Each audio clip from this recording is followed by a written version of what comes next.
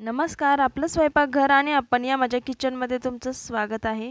इथं मी बटाट्याचे काप फ्राय करणार आहे. त्यासाठी मी इथे बटाट्याचे काप करून घेतलेले आहेत आणि ते स्वच्छ पाण्यात 2 वेळा धुवून घ्यायचे आहेत, जेणेकरून त्याच्यातला पूर्ण स्टार्च निघून जाईल.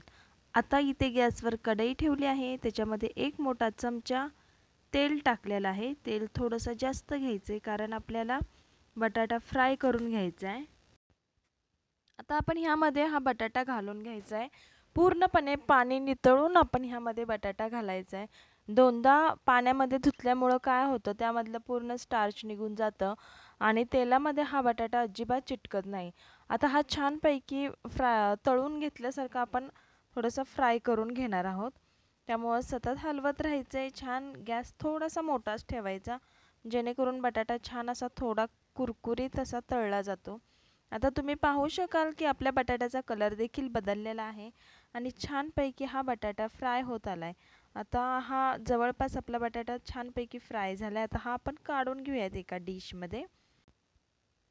आता थोडंसं कढईमधलं तेल कमी करून त्यामध्ये जिरं टाकायचं आहे, कढीपत्ता तोडून टाकायचा आहे आणि छान असं ते तडतडल्यानंतर आपण त्यामध्ये हळद टाकलेली आहे.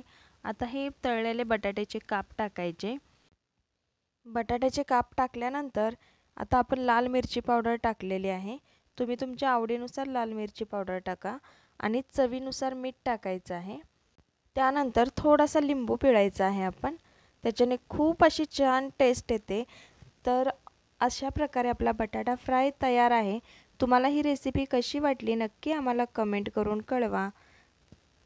तसेच व्हिडिओ आवडला असेल तर व्हिडिओला नक्की एक लाईक करा, व्हिडिओ शेअर करा आणि आमच्या आपलं स्वयंपाकघर आणि आपण या यूट्यूब चॅनलला सबस्क्राईब करायला विसरू नका. तसेच शेजारील बेल आयकॉनलाही क्लिक करा, जेणेकरून येणाऱ्या नवनवीन व्हिडिओचं नोटिफिकेशन सर्वात अगोदर तुमच्या मोबाईलवर येईल. धन्यवाद.